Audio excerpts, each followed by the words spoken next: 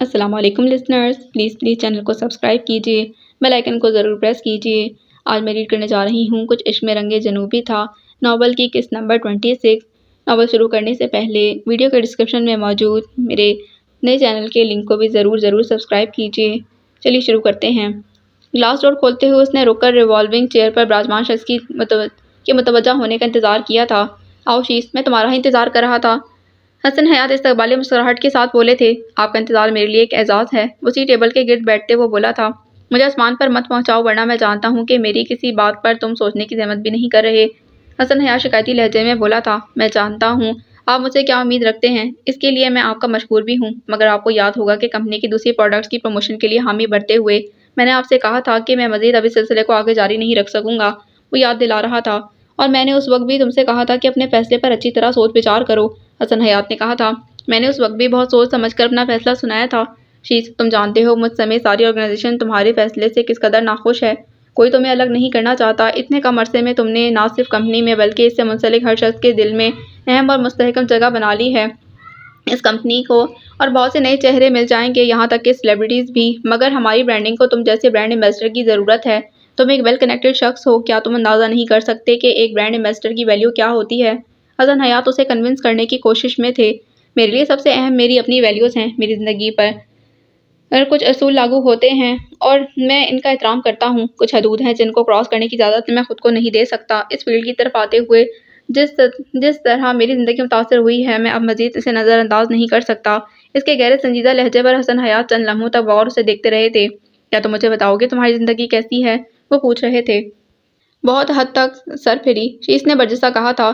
اندازہ ہو رہا ہے تمہاری ٹائی سے بخوبی۔ حسن حیات نے خوشمگی نظروں سے اس کے مسکراتے چہرے کو گھورا تھا۔ میں واقعی اپنے فیصلے پر قائم رہنا چاہتا ہوں اور اس سے مطمئن بھی ہوں، وہ سنجیدہ ہوتے ہوئے بولا تھا۔ مجھے تمہارا کوئی فیصلہ نہیں سننا، مجھے اب شمس سے ہی رابطہ کرنا پڑے گا۔ اگر آپ کو لگتا ہے اس سے کوئی فائدہ ہوگا تو ان سے ضرور رابطہ کریں، شمس نے ہلکی سی مسکراہٹ کے ساتھ کہا تھا۔ اب مجھے اجازت ہے، آفس سے کچھ ٹائم لے کر میں یہاں آیا تھا۔ ہاں ضرور شیز، ان کی پکار پر وہ رکا تھا۔ تمہارے انکار کے باوجود کمپنی کی آفر اپنی جگہ قائم رہے گی۔ بہت وقت ہے تمہارے پاس اپنی زندگی سے مشورہ کرنے اور اسے راضی کرنے کے لیے۔ ویسے بھی زندگی آگے بڑھتے رہنے کا نام ہے۔ مجھے یقین ہے کہ تمہاری زندگی بھی تمہیں آگے بڑھنے سے نہیں روکے گی، بلکہ تمہارے ہم قدم ہی آگے بڑھے گی۔ حسن حیات نے مسکراتے ہوئے بڑی گہری بات کی تھی۔ جواباً وہ بھی ہلکی سی مسکراہٹ کے ساتھ انہیں خدا حافظ کہتا آفس سے نکل گیا تھا۔ حیران نظروں سے شان کے چہرے کو دیکھتے وہ اندر داخل ہوئے تھے۔ اس کی آنکھ کے قریب کافی حصہ سورج سوج کر نیلا پڑا تھا۔ کس کی کارستانی ہے یہ؟ کس سے جھگڑا کیا تم نے؟ شمس نے وسیلی نظروں سے اس کے لٹکتے چہرے کو گھورا تھا، جبکہ شان نے کینہ توز نظروں سے اسے گھورا تھا جو شمس کے پیچھے ہی اندر آیا تھا۔ میں نے کیا پوچھا ہے تم سے؟ شمس کے سوال دہرانے پر وہ اسی خاموشی سے پیر پٹکتا لاؤنج کی طرف چلا گیا تھا۔ مجھے بھی کچھ نہیں بتا رہا ہے۔ اب اس چہرے کے ساتھ چھپ کر بیٹھے ہیں، زبان بند رکھے۔ پانی کے گلاس شیز اور پھر شمس کو دیتے ہوئے سدرا بولی تھی۔ کس نے مارا ہے تمہیں؟ بتاؤ، ابھی جا کر اس کے ہاتھ توڑتا ہوں، شیز نے سنجیدگی سے کہا تھا۔ بہت شکریہ اس ہمدردی کا، شان کھول ہی تو اٹھا تھا، جبکہ مسکراہٹ چھپانے کے لیے شیز نے پانی کا گلاس لبوں سے لگا لیا تھا۔ تبھی وہاں مومو کی آمد ہوئی تھی۔ شان، تمہیں دیکھ کر لگتا ہے چاند زمین پر اتر آیا ہے۔ مومو کے چھیڑنے نے اسے مزید غضبناک کر دیا تھا، جو وہ ایک جھٹکے سے اٹھ کر مومو کے پیچھے دوڑا تھا، جو سورج سے کلانچے بھرتی وہاں سے بھاگ اٹھی تھی۔ سارا کہاں ہے؟ لاؤنج سے نکلتے ہوئے شیز نے سنا تھا شمس پوچھ رہے تھے۔ اس کی طبیعت صبح سے خراب ہے، مگر وہ ایک ٹیبلٹ تک لینے کے لیے تیار نہیں۔ اسے سدرا کی آواز بھی بخوبی سنائی دے گئی تھی۔ ایک تشویش بھری نظر اس نے سارا کے کمرے کے ادکھلے دروازے پر ڈالی تھی اور پھر تیز قدموں کے ساتھ سیڑھیاں چڑھتا چلا گیا تھا۔ سدرا کی آواز پر اس نے بمشکل اپنی جلتی آنکھیں کھولی تھیں۔ اس کے عقب میں ہی موجود شیز نے دنگ نظروں سے اس کی ہلدی کی طرح زرد پڑتے چہرے کو دیکھا تھا اور پھر خود ہی آگے بڑھ کر اس کی پیشانی پر ہاتھ رکھا تھا، جو توقع کے عین مطابق انگاروں کی طرح دہک رہی تھی۔ پتہ نہیں کن جھمیلوں میں الجھی رہتی ہو تم، صبح سے وہ اس حالت میں ہے اور تم نے مجھے ایک فون تک کرنے کی زحمت نہیں کی۔ شمس بری طرح سدرا پر برسے تھے۔ انہیں کچھ مت کہیں، میں خود ڈاکٹر کے پاس نہیں جانا چاہتی تھی، نڈھال انداز میں بولتی وہ اٹھ بیٹھی تھی۔ ٹھیک ہے، پھر میں ڈاکٹر کو گھر ہی بلا لیتا ہوں۔ نہیں، اس کی ضرورت نہیں، میں چاہتی ہوں اس طرح ہی میرے کچھ گناہ کم ہو جائیں۔ اس کے کمزور مگر عجیب سے لہجے پر شمس اور سدرا کے درمیان خاموش نظروں کا تبادلہ ہوا تھا۔ اچھا تو ابھی تو اٹھو، ہاتھ منہ دھو کر فریش ہو جاؤ، میں نے تمہارا فیوریٹ دلیا بنایا ہے، وہ کھا کر ٹیبلٹ لینا، ڈاکٹر کی ضرورت ہی نہیں پڑے گی۔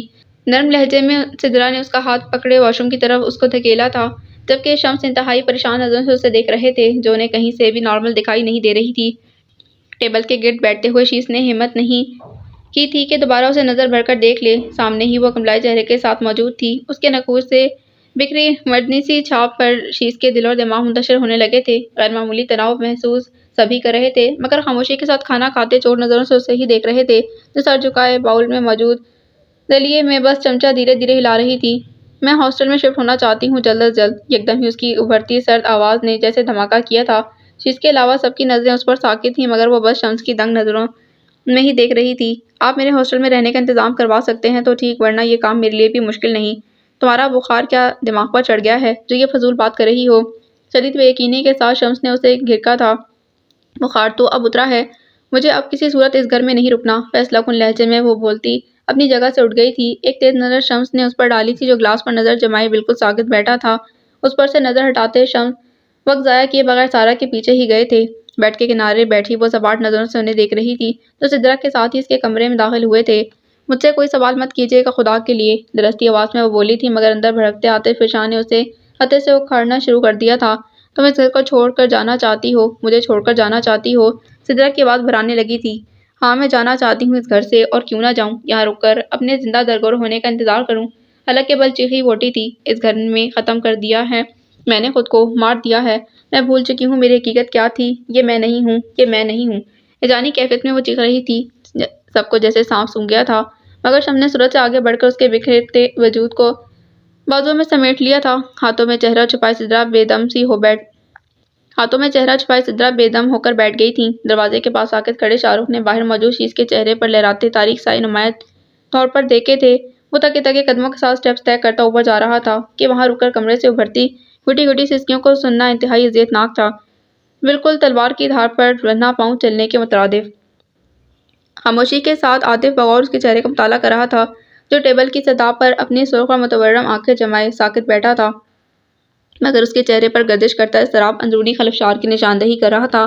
ایسی تکلیف کیوں دیتے ہو اسے جس کی اذیت خود تمہاری اپنی برداشت سے باہر ہوتی ہے؟ عاطف کے ساتھ لہجے پر اس نے بھیگی سنہری پلکیں اٹھا کر اسے دیکھا تھا۔ وہ نہیں رکے گی، چلی جائے گی، میں جانتا ہوں، اب نہیں رکے گی، وہ مدھم اضطرابی لہجے میں بول اٹھا تھا۔ جس طرح اس کے ساتھ تم نے بے اعتنائی کے مظاہرے کیے ہیں، اس کے بعد بھی تم چاہتے ہو کہ وہ یہاں رکے رہے؟ عاطف نے ناگواری سے اسے گھیرا تھا۔ جب وہ تمہاری نظروں کے سامنے رہ کر بھی تمہارا دل اپنی طرف سے صاف نہیں کر سکی تو جانے دو اسے، کیا ہو جائے گا اس کے جانے پر بھی؟ میں مر جاؤں گا، وہ مدھم لہجے میں بولا تھا۔ کوئی کسی کے لیے نہ مرتا ہو اس دنیا میں، مگر سارا کے لیے مر سکتا ہے شیز۔ اس کی بھاری لرزتی آواز میں کچھ تھا جو عاطف نے تنگ نظروں سے اس کے جھکے ہوئے سرخ چہرے کو دیکھا تھا۔ کروٹ بدلتے ہوئے اس کے سوکھے خشک ہونٹوں سے کراہیں بلند ہوئی تھیں۔ سر سے پیر تک اسے اپنا وجود شعلوں میں لپٹتا محسوس ہو رہا تھا۔ پھٹنے والے آتش آنکھ کا لاوا جیسے مساموں سے پھوٹتا اسے شدید تپش سے بحال کر رہا تھا۔ کسی قدر سکون نہیں آ رہا تھا۔ اس کے حلق میں کانٹے چبھتے جا رہے تھے۔ بمشکل جلتی آنکھیں کھول کر اس نے اپنے نڈھال وجود کو حرکت دینا چاہی۔ بالآخر ہمت مجتمع کرتی وہ اٹھ بیٹھی تھی اور اس میں ہی اس کی سانس سونکنے کی طرح چلنے لگی تھی۔ انتہائی بے بسی کے ساتھ اس کے آنسو رواں ہو گئے تھے جب اس نے سائڈ ٹیبل سے ہاتھ بڑھا کر پانی کی بوتل اٹھانی چاہی تھی جو اس کے بے جان کانپتے ہاتھ کی بے ترتیبی سے گرتی چلی گئی تھی۔ اسے یاد آیا تھا کہ وہ بوتل تو آدھے گھنٹے میں اس نے خالی کر دی تھی۔ جانے اندر کیسی آگ جل رہی تھی کہ اتنا پانی پینے کے بعد بھی بھڑکتی جا رہی تھی۔ بے ترتیب کھلے بال ایک ہاتھ سے سمیٹ کر دائیں شانے پر ڈالتے اس نے دوپٹہ شانوں کے گرد لپیٹ لیا تھا۔ یک وسطہ ماربل کا فرش اس کے جلتے نرم تلووں میں چبھتا چلا گیا تھا۔ نڈھال قدموں کے ساتھ دروازہ کھولتی وہ باہر آئی تھی جب اسٹیئرز کی سمت نظر جاتے ہی اس کے قدم رکے تھے۔ ساکت نظروں سے اسے دیکھتا وہ اسٹیپ سے اٹھ کھڑا ہوا تھا اور اگلے ہی پل سورج سے اس کی طرف گیا تھا جو فوراً ہی پلٹ کر کمرے میں گئی تھی، مگر دروازہ مکمل بند کرنے میں ناکام ہو گئی تھی۔ سارا ایک کڑاک کے ساتھ وہ اسے پکار گیا تھا، مگر دروازے میں پھنسا ہاتھ نکالنے کی کوشش نہیں کی تھی۔ دوسری جانب وہ پوری قوت دروازہ بند کر دینے میں استعمال کر رہی تھی۔ تم صرف میری بات سن لو، وہ مدھم آواز میں التجا کر رہا تھا، مگر سارا کو کچھ سنائی نہیں دے رہا تھا۔ مجبوراً شیز کو وہ کام کرنا پڑا تھا جو وہ نہیں کرنا چاہتا تھا، اور ایک ہی جھٹکے میں اس نے دروازہ کھول دیا تھا۔ بغیر کوئی آواز نکالے وہ منہ کے بل جا گری تھی۔ وحشت زدہ نظروں سے اسے دیکھتی وہ دیوار کی جانب کھستی چلی گئی تھی۔ چلے جاؤ یہاں سے ورنہ، اس کی کانپتی آواز حلق میں ہی گھٹ گئی تھی۔ وہ اپنا ہاتھ سختی سے اس کے منہ پر رکھ چکا تھا۔ سرخ مدھم روشنی میں وہ ساکت نظروں سے اس کے دزدیدہ تاثرات کو دیکھ رہی تھی۔ جانتی ہو تم یہاں سے جاتے ہوئے کیا کچھ ساتھ لے جاؤ گی؟ اس کی آنکھوں میں دیکھتا وہ پوچھ رہا تھا۔ میری دھڑکنیں، میری روح اور سانس لینے کا حق بھی۔ بتاؤ ان سب کے بغیر میں کیسے زندہ رہوں گا؟ کیا تم چاہتی ہو میں تڑپ تڑپ کر مر جاؤں؟ ایسا چاہتی ہو تو تم بولو۔ جذبات کی شدت سے بھیجی آواز میں وہ اپنا ہاتھ اس کے منہ پر ہی جمائے بولنے کے لیے کہہ رہا تھا۔ تم دوبارہ یہاں سے جانے کی بات نہیں کرو گی؟ گردن ہلا کر جواب دو سارا، میرا دم گھٹ رہا ہے۔ اس کے لہجے کی لرز پر وہ جو ساکت نظروں سے اسے دیکھ رہی تھی فوراً ہی نفی میں گردن کو حرکت دے گئی۔ دوسری جانب وہ چند لمحوں تک اس کی پھیلی آنکھوں میں دیکھتا رہا تھا۔ اس کے بعد وہ نہیں جانتا اسے کیا ہوا تھا۔ گاروں کی طرح دہکتے لبوں پر رکھے جھلستے ہاتھ کی پشت پر وہ لرزتے ہونٹ رک چکا تھا اور سارا کے دل کی دھڑکن ہی نہیں اس کی سانس بھی رک گئی تھی۔ ایک بار پھر اس کی ساکت نظروں میں دیکھنے کے بعد شیش نے دروازے کی سمت نظر ڈالتے اس کے منہ پر سے اپنا ہاتھ ہٹا دیا تھا۔ باہر کیوں جا رہی تھی؟ مدھم لہجے میں وہ اسے پوچھ رہا تھا، جس کی پیشانی عرق آلود ہو رہی تھی۔ اس کے چہرے سے نظر ہٹاتی وہ اپنا چہرہ پھیر گئی تھی۔ دوسری جانب شیش نے گردن موڑ کر فرش پر گری بوتل کو دیکھا تھا۔ میں تمہارے لیے پانی لاتا ہوں، بولتے ہوئے اس کے سامنے سے اٹھ گیا تھا۔ اس کے جاتے ہی وہ اپنی جگہ سے اٹھی تھی اور دروازہ لاک کرنے میں دیر نہیں لگائی تھی۔ اسے واقعی یہاں سے چلے جانا چاہیے، 2 دن میں سب ٹریک پر آ جائیں گے۔ شان بیزاری سے سر جھٹکتا بولا تھا، ٹریک سے اور پرے ہٹ جائے گا۔ وہ بیچاری ہاسٹل گئی تو بڑے بھائی آسمان زمین پر لے آئیں گے، اور اگر پھپھو کے گھر گئی تو چھوٹے بھائی عاشر صاحب کو آسمان پر چھوڑ آئیں گے۔ شاہ رخ نے کہا تھا، چھوٹے بھائی تو میری سمجھ سے باہر ہوتے جا رہے ہیں، حالانکہ ان کی اور اپنے بارے میں سارا اپنے کزنز کو سب بتا چکی ہے۔ مومو ناگواری سے بولی تھی، کیا بات کر رہی ہو؟ سارا نے بتا رکھا ہے عاشر بھائی کو کہ اس نے میرے بھائی کو اپنے جال میں پھانس رکھا ہے۔ شاہ رخ شدید حیرانی کے ساتھ بولا تھا، سب کچھ اس نے کیا؟ تمہارے بھائی کے ہاتھ میں تو جیسے فیڈر تھا۔ مومو نے جل کر کہا تھا، میں تو بڑے بھائی کی طرف سے بہت زیادہ پریشان ہوں۔ بالکل خاموش ہو گئے ہیں۔ شان تشویش سے بولا تھا، اس لیے کہ وہ سب سے زیادہ سارا ہی کی فکر میں مبتلا ہیں۔ ویسے ایک میان میں 2 تلواریں ایڈجسٹ کیسے ہو گئیں؟ میرے خیال میں اس کا سارا کریڈٹ سارا کو جاتا ہے۔ شاہ رخ نے مسکراتے ہوئے کہا تھا، مجھے تو سارا ہی کی فکر ہے، آخر وہ کتنا برداشت کرے گی؟ اسے تو یہ گھر چھوڑنے کی بات اسی وقت کر دینی چاہیے تھی جب چھوٹے بھائی نے انکار کیا تھا۔ مومو نے تعصب سے کہا تھا، اب یہ تم سارا کے سامنے مت کہہ دینا۔ شان نے ناگواری سے اسے دیکھا تھا۔ تیز قدموں کے ساتھ مومو ان کی طرف ہی بڑھ رہی تھی جو برآمدے میں حواس باختہ کھڑی تھی۔ مجھے معلوم ہی نہیں وہ کب گھر سے نکل گئی۔ شمس تو قیامت اٹھا دیں گے۔ سدرا کے انکشاف پر وہ حق تک رہ گئی تھی۔ صبح وہ میرے سامنے زینب کے گھر جانے کی بات کر رہی تھی اور میں نے تمہارے ہی سامنے اسے سختی سے منع کر دیا تھا اس کی طبیعت کی وجہ سے۔ سدرا نے درمیان میں کہا تھا، میرے پاس زینب کا کوئی کانٹیکٹ نمبر نہیں ہے۔ میرے پاس بھی نہیں ہے، مگر آپ پریشان مت ہوں، میں بھی چھوٹے بھائی کو فون کرتی ہوں، وہ زینب کے گھر جا کر معلوم کریں گے۔ مومو کی تسلی کے باوجود سدرا کے ہاتھ پیر ٹھنڈے ہوتے جا رہے تھے۔ دور فلیٹس کی خستہ حال عمارتیں پھیلی تھیں، جبکہ دائیں طرف اجاڑ بنجر زمین کا وسیع سلسلہ اس سڑک کے ساتھ ساتھ تھا جس کے چوڑے پارٹ کے کنارے پر وہ دھیرے دھیرے زینب کے ہمراہ چل رہی تھی۔ اس علاقے میں اب یہی ایک پرسکون جگہ رہ گئی تھی۔ جب موقع ملتا وہ زینب کے ساتھ یہاں واک کرنے ضرور آتی تھی۔ زینب کے گھر جانے کے لیے وہ شارٹ کٹ کے طور پر اس سڑک کو استعمال کرتی تھی۔ پہلے مجھے لگتا تھا کہ دل کو مار کر زندگی گزارنا بھی کوئی زندگی ہوتی ہے، مگر اب وقت کے ساتھ یہ سمجھ آ گیا ہے کہ زندہ رہنے کے لیے یہ ضروری ہے، ورنہ زندگی کی مار جتنی سخت ہے اس سے زیادہ بہتر ہے کہ دل کو مار لیا جائے۔ تارکول کی چمکتی سطح پر نظر جمائے وہ عجیب سے لہجے میں بولی تھی۔ ایک بار پھر گہرے ہوتے سکوت سے گھبرا کر اس نے زینب کو دیکھا تھا جس کی پترائی آنکھیں دور ہوا سے اڑتی دھول پر جمی تھیں۔ اپنی ذات کو بے دقت کرنے سے بہتر ہے کہ راستہ بدل لو۔ زندگی ہر بار وہ سب کچھ دامن میں نہیں ڈال سکتی جس کی چاہت ہوتی ہے۔ مدھم لہجے میں بولتے ہوئے اس نے رک کر زینب کو دیکھا تھا جس کے چہرے پر پھیلا سناٹا اطراف میں پھیلے سناٹے سے زیادہ خطرناک تھا۔ سارا نم آنکھوں سے اسے دیکھتی رہی تھی جو شاید زمین آسمان کے درمیان معلق تھی۔ سارا کے رکنے کا اسے احساس بھی نہیں ہوا تھا۔ کسی ٹرانس میں وہ بے جان قدموں کے ساتھ آگے بڑھتی چلی جا رہی تھی۔ ماحول پر طاری سکوت کو یکدم ہی ایک آواز نے توڑنا شروع کر دیا۔ زینب کی پشت سے نظر ہٹا کر وہ پلٹی تھی۔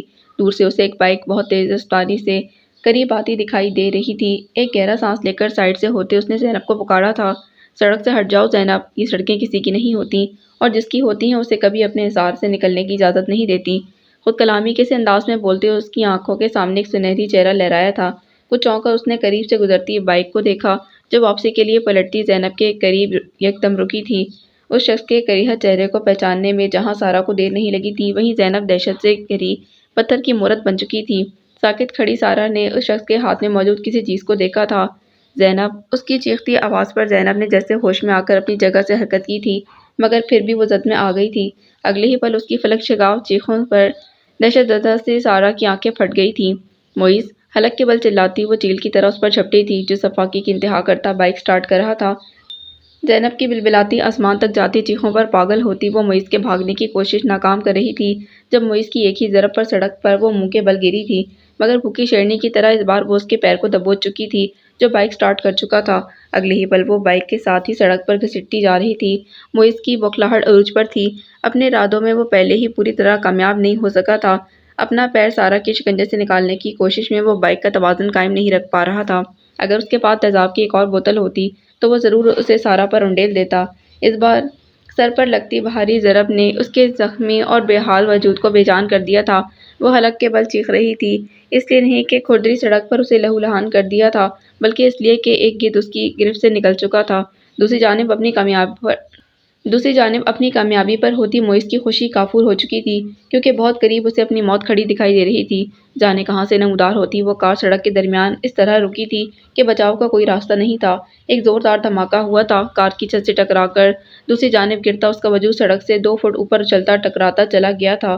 بمشکل سر اٹھا کر اس نے اپنے خون سے بھیگتی آنکھوں سے اس شخص کو پہچاننے کی کوشش کی تھی جو بلند آواز میں اس کا نام لیتا دوڑتا ہوا آ رہا تھا۔ شیز! سر سے پیر تک وہ پکار بنی اٹھنے کے قابل نہیں تھی۔ اس کی آنکھوں سے آنسوؤں کا سیلاب بہتا چلا جا رہا تھا۔ شیز کی زندگی بھی تم پر قربان ہے۔ اس کا نیم جاں وجود سینے میں چھپائے وہ تڑپ اٹھا تھا، مگر سارا کے آواز بس یہیں تک ساتھ دے سکے تھے۔ کوریڈور میں داخل ہوتے ہوئے عاطف کی نظر پولیس کانسٹیبل کے ساتھ کھڑے شاہ رخ تک گئی تھی، جو اسی جانب آ رہا تھا۔ اگر کچھ دیر پہلے آتے تو دیکھتے کیسا گھمسان کارن پڑا تھا یہاں۔ معیز کے سپورٹرز یہ احتجاج لے کر آئے تھے کہ اس پر تشدد کر کے ہڈیاں توڑی گئی ہیں، جبکہ چھوٹے بھائی نے تو ببانگ دہل یہ اسٹیٹمنٹ دے دیا کہ اگر اس پر تشدد ہوتا تو اس وقت وہ ہاسپٹل کے بجائے قبر میں اتر چکا ہوتا۔ عاطف کے کسی سوال کا انتظار کیے بغیر وہ تفصیل بتا رہا تھا۔ بہت اچھا ہوا کہ چھوٹے بھائی معیز کو اس ہاسپٹل میں نہیں لائے، ورنہ زینب کے بھائی تو خون کے پیاسے ہو رہے ہیں۔ وہ تو پل پڑتے معیز کے سپورٹرز پر اگر پولیس بچاؤ نہ کرتی۔ مہران ابھی نیچے ملا تھا مجھے، اسے انوالو کر کے اچھا کیا۔ میں تو چاہتا ہوں وہ شفاق آدمی ہاسپٹل سے نکل کر سیدھا ٹارچر سیل میں جائے۔ عاطف شدید ناگواری سے بولا تھا۔ پولیس نے کوئی بیان لیا اس سے؟ سارا تو بھی کچھ بھی بتانے کی پوزیشن میں نہیں ہے اور زینب ICU میں ہے۔ کسی کو اس سے ملنے کی اجازت نہیں ہے۔ شاہ رخ کے تشویش زدہ لہجے پر وہ مزید کچھ بول نہیں سکا تھا، تبھی مومو تیز قدموں کے ساتھ ان دونوں کی طرف آئی تھی۔ میں ابھی زینب کو دیکھ کر آ رہی ہوں۔ ایسڈ نے اس کے کندھے سے لے کر کوہنی تک اثر دکھایا ہے۔ اس کی بہن سے بات ہوئی تھی میری، وہ تو بے ہوشی میں بھی تکلیف سے کرا رہی ہے مجھ سے تو۔ مومو کے حلق میں آنسوؤں کا گولہ سا اٹکا تھا۔ رونے کے بجائے تم اس کے لیے دعا کرو گی تو زیادہ بہتر ہوگا، وہ جلد ٹھیک ہو جائے گی۔ اسے اپنے ساتھ لگاتے ہوئے عاطف نے اسے تسلی دی تھی، حالانکہ اس وقت اس کی اپنی کیفیت عجیب ہو رہی تھی۔ روم میں داخل ہوتے ہوئے اس نے کچھ حیرانی سے عاشر کے بگڑتے تیوروں کو دیکھا تھا۔ روم میں اس وقت عاشر کے دونوں بڑے بھائی، ان کی بیویاں اور بہنیں بھی موجود تھیں۔ سدرا اور شمس تو مستقل سارا کے پاس ہی تھے۔ اتنی دور یہ تنہا گھر سے نکل کر چلی گئی اور تم کہہ رہی ہو کہ تمہیں کچھ خبر نہیں، کل کو خدا نخواستہ اس پر بڑا حادثہ ہوا تو تم بھی یہ بیان دو گی؟ عاشر بگڑے انداز میں سدرا سے باز پوز کر رہا تھا۔ اگر تم اس کا خیال نہیں رکھ سکتی تو بہتر ہے اسے ہمارے حوالے کر دو۔ عاشر کے مزید کہنے پر شیز کی رگوں میں خون کھول اٹھا تھا۔ عاشر، یہ کوئی دودھ پیتی بچی نہیں ہے جو تم حوالے کرنے کی بات کر رہے ہو۔ تمہارا غصہ جائز ہے، مگر اس قسم کی غلط بات دوبارہ مت کرنا۔ ناگہانی آفت کسی بھی وقت کسی بھی جگہ نازل ہو سکتی ہے۔ سدرا اسے زبردستی باندھ کر نہیں رکھ سکتی تھی، کیونکہ وہ جانا چاہتی تھی۔ اسے بھی نہیں معلوم ہوگا کہ وہ کس مشکل میں گرفتار ہونے والی ہے۔ شمس مزید عاشر کی باتیں برداشت نہیں کر سکے تھے، اس لیے کچھ برہم ہو کر بولے تھے۔ وہ ٹھیک کہہ رہے ہیں عاشر، جو ہونا تھا ہو گیا، ہمیں تو شکر ادا کرنا چاہیے کہ سارا محفوظ ہے۔ شمس کے تیور بھانپ کر عاشر کے بڑے بھائی عظیم نے بات کو سنبھالا تھا۔ سوری، میں واقعی کچھ زیادہ ہی کہہ گیا تھا۔ یکدم احساس ہونے پر عاشر نے شمس کے ساتھ سدرا کو بھی مخاطب کیا تھا۔ تم کیوں معذرت کر رہے ہو؟ سارا قصور تو اس کا ہے۔ بڑی دیر سے ضبط کیے بیٹھی سدرا اس پر بھڑکی تھی جو چادر میں چہرہ چھپائے لیٹی تھی۔ اس کی وجہ سے ہم پریشان بیٹھے اور ایک پڑی ہے ICU میں۔ سدرا، شمس نے ناگواری سے انہیں روکا تھا۔ بدلے کی آگ میں چل رہا تھا وہ شخص، آج یا کل اسے اپنی اوقات دکھانی تھی۔ شکر ہے کہ سارا وہاں موجود تھی، ورنہ جانے اس لڑکی کا کیا حال ہوتا۔ اگر ابھی سارا ڈسچارج ہو جاتی ہے تو اسے ہم اپنے ساتھ لے جا سکتے ہیں۔ عظیم کی بیوی نے شمس سے زیادہ چاہی تھی۔ یہ ابھی کافی انجرڈ ہیں، میری بات ہوئی ہے ڈاکٹر سے، انہوں نے منع کر دیا ہے ابھی ڈسچارج کرنے سے۔ شمس کے کچھ بولنے سے پہلے ہی وہ سرد لہجے میں سب کو اطلاع دیتا روم سے نکل گیا تھا۔ باہر آتے ہی اس نے اشارے سے مومو کو اپنی طرف بلایا تھا، جو کوریڈور کے آخری سرے پر کچھ لڑکیوں کے ساتھ کھڑی تھی۔ چھوٹے بھائی، ان لڑکیوں کی ہمت نہیں ہو رہی یہاں آنے کی، 2 منٹ کے لیے میرے ساتھ آ جائیں، وہ آپ سے آٹوگراف لینا چاہ رہی ہیں۔ قریب آتے ہی مومو نے التجائی نظروں سے اس کے خطرناک سنجیدہ چہرے کو دیکھا تھا۔ ان سے کہہ دو فضول کاموں کے لیے وقت نہیں ہے میرے پاس، یہاں تفریحاً نہیں گھوم رہا میں۔ اس کے بری طرح گھرکنے پر مومو خفیف سی ہو گئی تھی۔ اور ذرا غور سے سنو، اس کے جو ویل وشرز بیٹھے ہیں وہ چلے جائیں، تب بھابھی سے کہہ دینا کہ سارا ڈسچارج ہو گئی ہے، اسے لے کر گھر پہنچیں۔ سختی سے اسے ہدایت دیتا وہ اپنے سیل پر آنے والی کال ریسیو کرتا آگے بڑھ گیا تھا۔ نیند ٹوٹی تھی تو اس نے خالی خالی نظریں ارد گرد دوڑا کر وجہ جاننے کی کوشش کی تھی، مگر وال کلاک میں وقت دیکھتی اٹھ بیٹھی تھی۔ لبوں سے ایک سسکی بھی نکلی تھی کہ زخمی وجود ذرا سی حرکت پر ٹڑکنے لگا تھا۔ چند لمحوں تک وہ خاموشی سے بیٹھی زینب کے بارے میں ہی سوچتی رہی تھی۔ زینب دنیا اور مافیات سے بے خبر جس اذیت کے بھنور میں پھنسی تھی، اس اذیت کے سامنے تو اس کے زخم بھی کچھ نہیں تھے۔ اس کی آنکھوں میں مرچیں سی بھرنے لگی تھیں۔ ماحول اتنا خاموش اور گمبھیر تھا کہ اسے وحشت ہونے لگی تھی۔ ایسا لگ رہا تھا جیسے زندگی کے آثار کمرے میں ہیں نہ کمرے کے باہر، ورنہ عموماً شہری کی آوازیں تو سنائی دے ہی جاتی تھیں۔ کمرے سے باہر آتے ہوئے اس نے ویران پڑے لاؤنج کو دیکھا تھا۔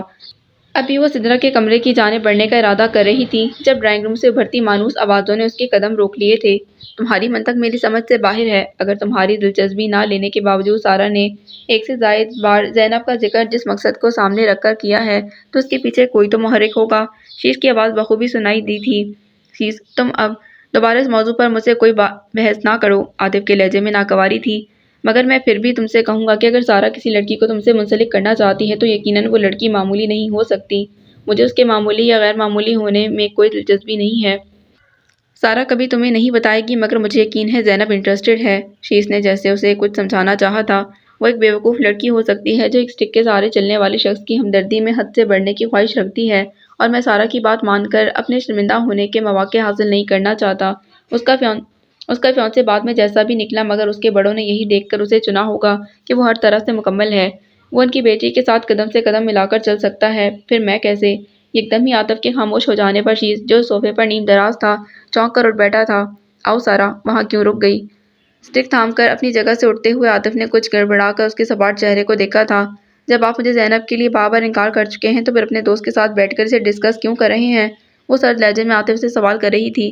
یہاں کوئی اسے ڈسکس نہیں کر رہا۔ شیش کو اچھا نہیں لگا تھا اس کا یہ کہنا۔ میں تم سے بات نہیں کر رہی ہوں، اس لیے تم خاموش رہو۔ سارا کے سخت ناگوار لہجے پر شیش کے چہرے کا رنگ سرخ ہوا تھا۔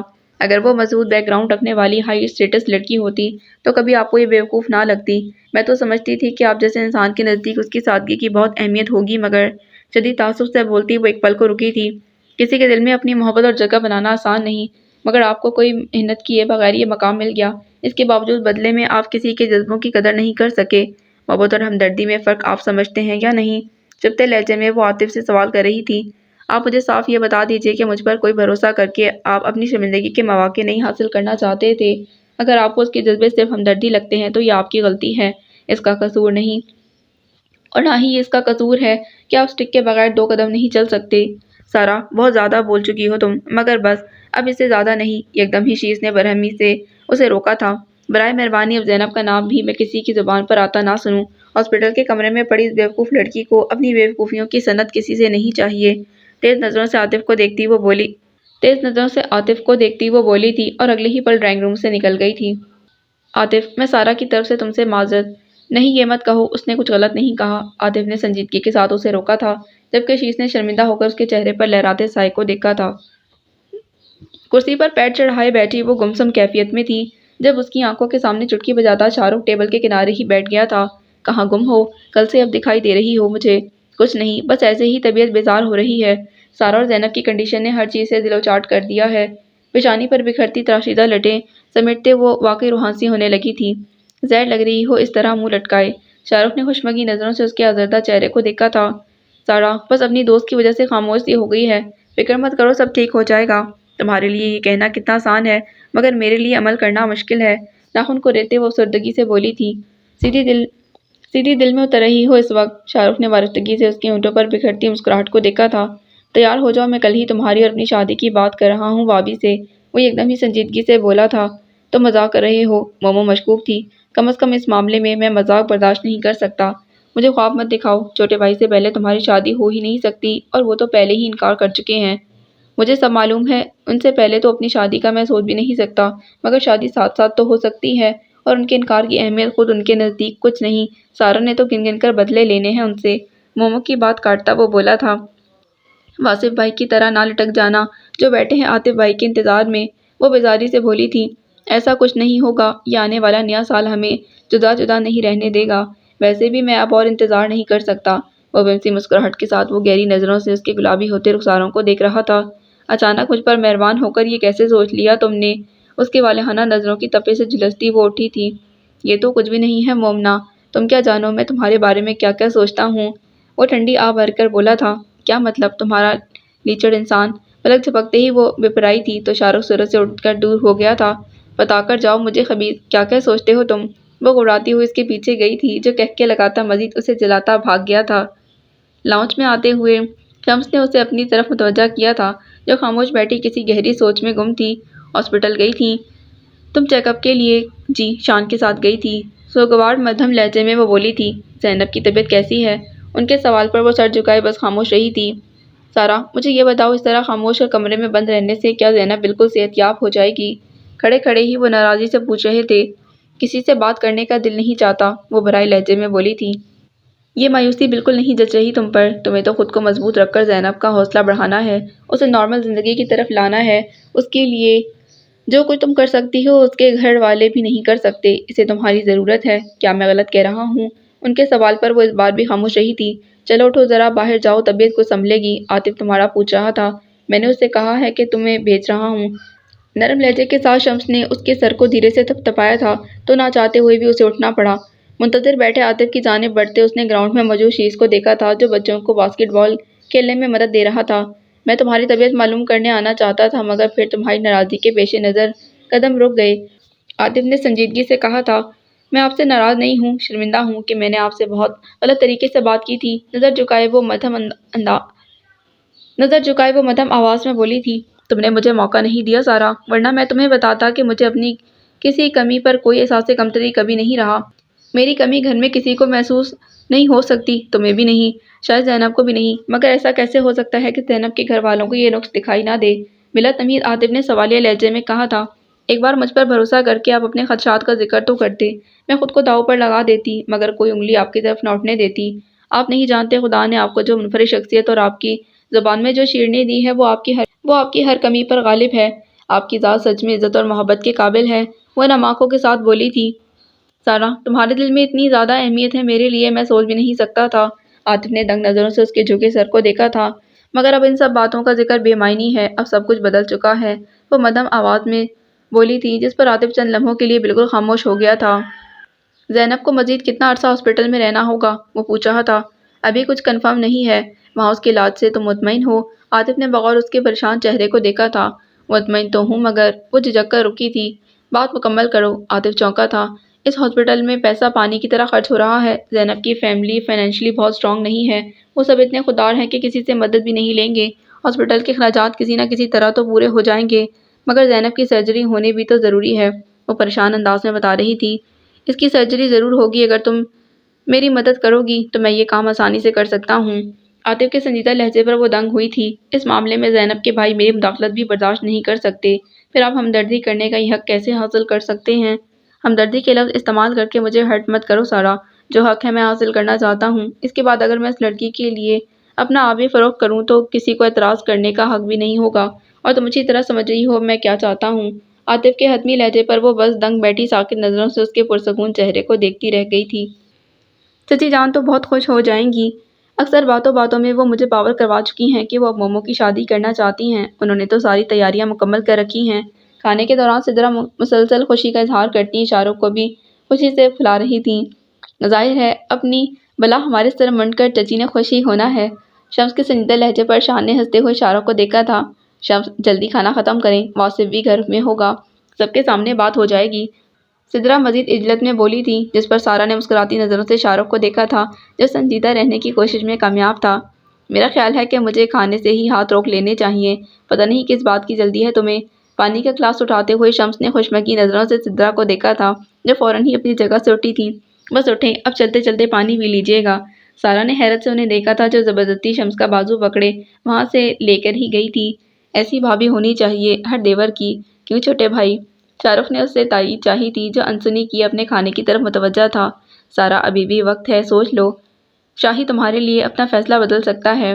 شان نے مسکراتے کہا تھا۔ اس کی ضرورت نہیں ہوگی، ویسے بھی میری بہن کو مشورہ دیا گیا ہے کہ میرے لیے کسی بہترین شخص کا انتخاب کیا جائے، تو مجھے یقین ہے کہ وہ جلد کسی بہترین شخص کو میرے لیے ڈھونڈ لیں گی، مجھے بھی اب اسی شخص کا انتظار ہے۔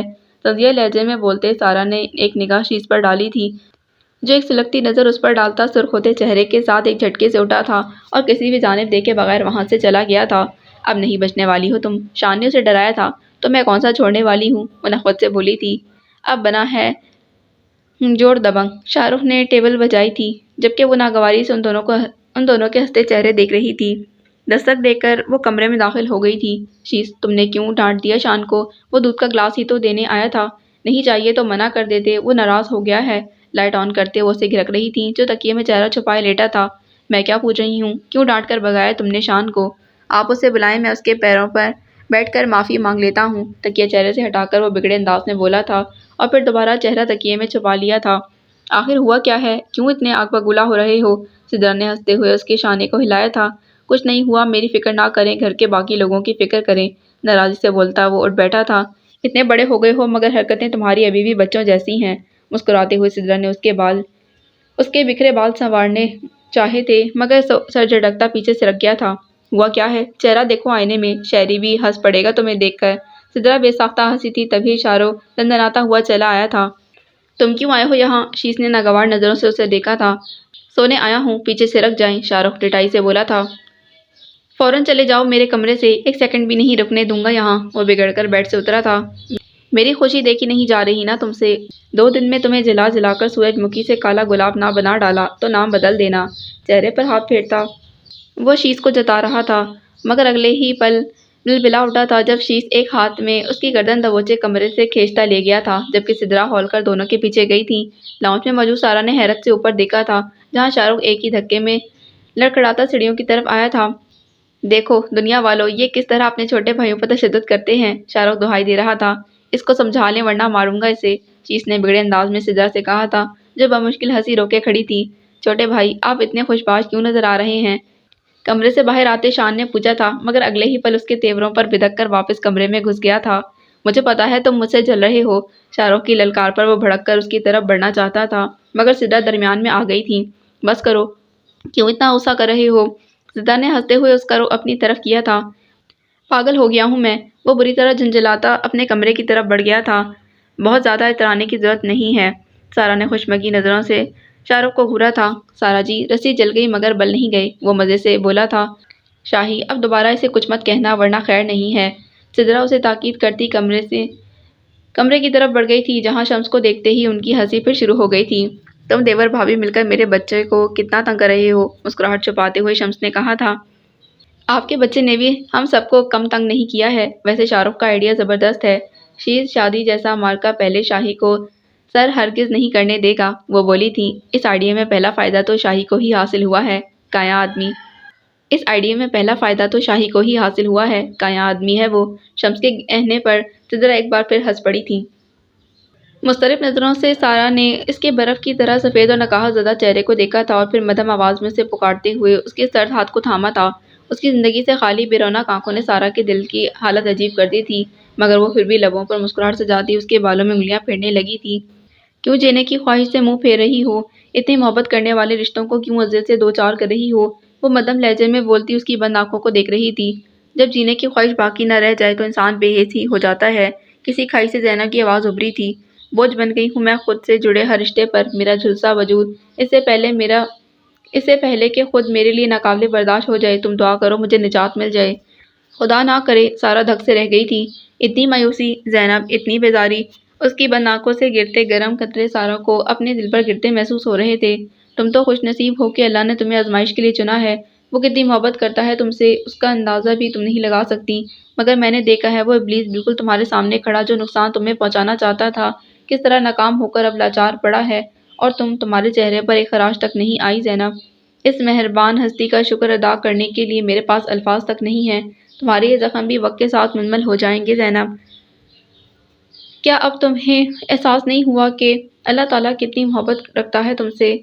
تمہیں نقصان پہنچانے والا سیاہ دھبا لگا چکا ہے اپنے چہرے پر، اور تم کتنی محبتوں، کتنی دعاؤں میں گھری ہو، کس طرح اس نے تمہاری نگہداشت کی ہے، محفوظ کیا ہے، سرخرو کیا ہے۔ کیا تمہیں احساس نہیں ہوا؟ کیا وہ تمہیں اپنی شہرک کے قریب محسوس نہیں ہوتا؟ زینب کے چہرے کے گرد ہاتھ رکھے وہ اس کی ساکت نظروں میں دیکھتی بولتی چلی گئی تھی۔ خاموشی کے ساتھ وہ زینب کی سسکیاں سنتی رہی تھی اور پھر دھیرے سے اس کی بھیگی آنکھوں اور تر چہرے کو صاف کیا تھا۔ جانتی ہو عاطف تمہارے لیے بہت فکر مند ہے، روز وہ مجھ سے تمہارے بارے میں پوچھتے ہیں مگر یہاں آتے ہوئے جھجکتے ہیں۔ اس کے ہاتھ کی پشت کو سہلاتے سارا مدھم سی آواز میں بتا رہی تھی، وہ فون پر تمہاری خیریت تم سے دریافت کرنا چاہتے ہیں، کیا تم ان سے بات کرو گی؟ سارا کے سوال پر اس کی بے یقین نظریں گرم سیال کے دھندلانے لگی تھیں۔ مجھے ان کے طرز کی ضرورت نہیں ہے، نہ ہمدردی کی، وہ لرزتی آواز میں بولی تھی۔ ایسا مت کہو زینب، وہ بہت، مجھے ان کا ذکر نہیں سننا۔ آنکھیں بند کرتے اس نے سارا کو روک دیا تھا۔ میں نے تم سے کہا تھا کہ ان کے لیے جن جذبات کا اظہار تم نے کیا ہے ایک دن تمہارے لیے بھی وہ کچھ ایسے ہی جذبات کا اظہار کریں گے۔ تمہیں خوشی نہیں ہوئی کہ میری پیش گوئی کس قدر درست ثابت ہوئی ہے؟ سارا کے سرگوشیانہ لہجے پر زینب نے چہرہ دوسری جانب پھیر لیا تھا، جس پر سارا نہ چاہتے ہوئے بھی مسکرا اٹھی تھی۔ بس اب جلدی سے اس ہاسپٹل سے نکلو، کوئی بہت بے چینی کے ساتھ دن گن گن کر تمہارے لوٹنے کا انتظار کر رہا ہے۔ اس کے مسکراتے لہجے پر بھی زینب نے اسے نہیں دیکھا تھا۔ آواز لگانے پر وہ اوپر جاتے ہوئے اس جانب متوجہ ہوا تھا اور بس ایک نظر اس پر ڈالی تھی جو اس کی جانب دیکھ بھی نہیں رہی تھی۔ ارے پکڑ کے لاؤ اسے، اتنی محنت کی ہے میں نے اس کی سڑی شکل پر، شاہ رخ سے کہتے ہوئے اس نے سارا کو گھورا تھا۔ انہیں پکڑ کر لانے سے بہتر ہے اس کو ہی اوپر لے جاؤ ان کے کمرے میں۔ شاہ رخ کے مشورے پر وہ بس اسے ناگواری سے دیکھ کر رہ گئی تھی۔ اندھیر مچی ہے کیا؟ لاکھوں روپے خرچ کرو پہلے، پھر میں خود اسے لے کر جاؤں گی اس کے کمرے میں، اتنی بڑی رقم تو میرج ہال والے ہی لے لیں گے۔ بولتے ہوئے مومو نے کھلکھلا کر سارا کے بگڑتے چہرے کو دیکھا تھا۔ اتنی رقم خرچ کرنے کی ضرورت ہی نہیں، سارا تو اتنی رحم دل ہے، ایسے ہی پہنچ جاتی ہے ان کے کمرے میں گلاب جامن لے کر۔ وہ مسکراتے ہوئے سارا کو دیکھ رہا تھا جس کے چہرے کا رنگ ہی بدل گیا تھا۔ ارے رکو، میں تو مذاق کر رہا تھا یار، وہ بگڑے انداز میں خاموشی سے جا رہی تھی جب شاہ رخ نے فوراً ہی اسے روکنے کے لیے اس کا ہاتھ پکڑا تھا۔ اس کے ساتھ ہی سارا کی چیخ بلند ہوئی تھی، بیٹا آج تو گیا، اب تجھے کوئی میرے ہاتھوں سے نہیں بچا سکتا، کلمہ پڑھنے کا وقت بھی نہیں دوں گی۔ مومو غراتی آگے بڑھی تھی۔ رانا بھائی تمہیں قسم ہے اگر تم نے مجھے ہاتھ بھی لگایا تو۔ اس کے ہاتھوں سے بچتے شاہ رخ دھاڑا تھا، کیا کر رہی ہو تم؟ پھر دورہ پڑ گیا تمہیں؟ کمرے سے باہر آتے ہوئے شمس نے ناگواری سے مومو کو دیکھا تھا۔ بڑے بھائی آج درمیان میں نہیں آنا، میں بتا رہی ہوں آج یہ نہیں بچے گا، آج تو میں ادھیڑ کر ہی دم لوں گی۔ شاہ رخ کا کالر اپنے قبضے میں لیے وہ بگڑ کر شمس سے بولی تھی، ارے چھوڑیے ہمیں، شرم تو آتی نہیں ہے؟ دن دہاڑے مردوں کے کپڑے کھینچتے ہوئے ایک جھٹکے سے اپنا کالر چھڑواتے ہوئے شاہ رخ بگڑا تھا۔ میرا دماغ مت گھمانا شاہ رخ، میں بتا رہی ہوں دوبارہ میرے سامنے یہ حرکت کی تو ادھیڑ ڈالوں گی۔ وہ غصیلے انداز میں شاہ رخ کو کھا جانے والی نظروں سے گھورتے ہوئے بولی تھی، بات سنو وہ کیا تمہیں کوئی رضائی یا گدا نظر آ رہا ہے جو ادھیڑ ڈالو گی؟ ہوش میں ہو یا نہیں؟ شمس نے اسے گھرکا تھا۔ بڑے بھائی یہ جو کہہ رہی ہے نا اسے کرنے دیں، اور آپ بھی دیکھیں، چلو بھائی آ جاؤ میدان میں۔ شمس کو مخاطب کرتے ہوئے شاہ رخ نے اسے دعوت دی تھی۔ ارے جا منہ نہ لگ میرے۔ ناک پر سے مکھی اڑاتے ہوئے مومو نے ناگواری سے سر جھٹکا تھا، تمہارے منہ لگنا بھی کون چاہتا ہے، آ جاؤ آج تو کر ہی دو میرا تیا پاچا۔ شاہ رخ سینہ ٹھوک کر چیلنج کرتا اس کی طرف بڑھا تھا۔ بڑے بھائی آپ سمجھا لو اسے ورنہ، مومو نے بری طرح کھول کر شمس کو مخاطب کیا تھا۔ اب انہیں کیوں لا رہی ہو درمیان میں؟ شاہ رخ نے اسے گھورا تھا۔ دوسری جانب سارا مسکراتے شمس کو دیکھنے لگی تھی جو مسکراتے ان دونوں کو ہی دیکھ رہے تھے۔